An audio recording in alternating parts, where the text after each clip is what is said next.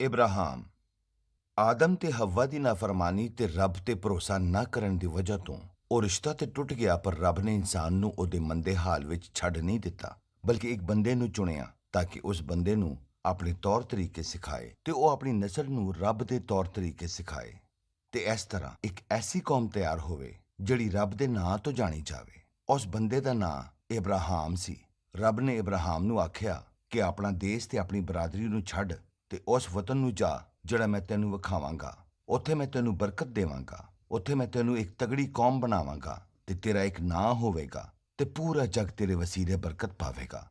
ਇਹ ਕੰਮ ਤੇ ਔਖਾ ਸੀ, ਪਰ ਇਬਰਾਹਾਮ ਨੇ ਰੱਬ ਤੇ ਭਰੋਸਾ ਕੀਤਾ ਤੇ ਆਪਣਾ ਮੁਲਕ ਤੇ ਆਪਣੀ ਬਰਾਦਰੀ ਨੂੰ ਛੱਡਿਆ ਤੇ ਉਸ ਮੁਲਕ ਦੀ ਤਲਾਸ਼ ਵਿੱਚ ਨਿਕਲ ਪਿਆ ਜਿਹਦਾ ਵਾਅਦਾ ਰੱਬ ਨੇ ਕੀਤਾ ਸੀ।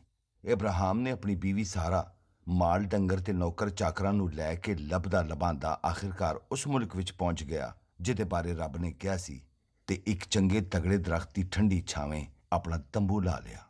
ਜਦੋਂ ਇਬਰਾਹਾਮ ਨੇ ਆਪਣਾ ਮੁਲਕ ਛੱਡਿਆ ਉਸ ਵੇਲੇ ਉਹਦੀ ਉਮਰ 75 ਵਰ੍ਹੇ ਸੀ। ਇੱਕ ਦਿਹਾੜੇ ਰੱਬ ਫਿਰ ਇਬਰਾਹਾਮ ਤੇ ਜ਼ਾਹਿਰ ਹੋਇਆ ਤੇ ਕਹਿਣ ਲੱਗਾ, ਇਹ ਮੁਲਕ ਮੈਂ ਤੇਰੀ ਨਸਲ ਨੂੰ ਦੇਵਾਂਗਾ। ਇਹ ਗੱਲ ਸੁਣ ਕੇ ਇਬਰਾਹਾਮ ਨੇ ਰੱਬ ਨੂੰ ਸਜਦਾ ਕੀਤਾ। ਕੁਝ ਅਰਸੇ ਬਾਅਦ ਇਬਰਾਹਾਮ ਨੇ ਇੱਕ ਰੋਇਆ ਵੇਖੀ ਕਿ ਰੱਬ ਉਹਨੂੰ ਕਹਿ ਰਿਹਾ ਏ, ਤੈਨੂੰ ਡਰਨ ਦੀ ਕੋਈ ਲੋੜ ਨਹੀਂ ਗੀ, ਮੈਂ ਤੇਰਾ ਰਾਖਾ ਤੇ ਤੇਰਾ ਅਜਰ ਹਾਂ। ਇਬਰਾਹਾਮ ਕਹਿਣ ਲੱਗਾ ਕਿ ਰੱਬਾ, ਇਹ ਸਭ ਕੁਝ ਮੇਰੇ ਕਿਸ ਕੰਮ ਦਾ? ਮੇਰਾ ਕੋਈ ਪੁੱਤਰ ਤੇ ਹੈ ਨਹੀਂ ਜਿਹਦੇ ਨਾਵੇਂ ਮੈਂ ਇਹ ਸਾਰਾ ਕੁਝ ਲਾ ਕੇ ਜਾਵਾਂ। ਮੇਰੇ ਬਾਅਦ ਇਹ ਸਾਰਾ ਕੁਝ ਮੇਰੇ ਇੱਕ ਨੌਕਰ ਦਾ ਹੋ ਜਾਵੇਗਾ। ਰੱਬ ਨੇ ਜਵਾਬ ਦਿੱਤਾ ਕਿ ਤੇਰਾ ਨੌਕਰ ਤੇਰਾ ਵਾਰਿਸ ਕਿਉਂ ਹੋਵੇਗਾ? ਤੇਰਾ ਆਪਣਾ ਪੁੱਤਰ ਹੀ ਤੇਰਾ ਵਾਰਿਸ ਹੋਵੇਗਾ।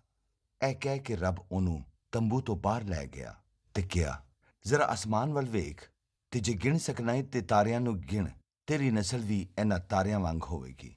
ਇਬਰਾਹਾਮ ਨੇ ਰੱਬ ਦੀ ਗੱਲ ਦਾ ਯਕੀਨ ਕੀਤਾ ਤੇ ਉਹਦਾ ਇਹ ਯਕੀਨ ਰੱਬ ਦੀ ਨਜ਼ਰ ਵਿੱਚ ਉਹਦੀ ਨੇਕੀ ਬਣ ਗਿਆ ਤੇ ਰੱਬ ਨੇ ਉਹਨੂੰ ਕਬੂਲ ਕੀਤਾ ਤੇ ਰੱਬ ਨਾਲ ਉਹਦਾ ਗੂੜਾ ਰਿਸ਼ਤਾ ਜੁੜ ਗਿਆ।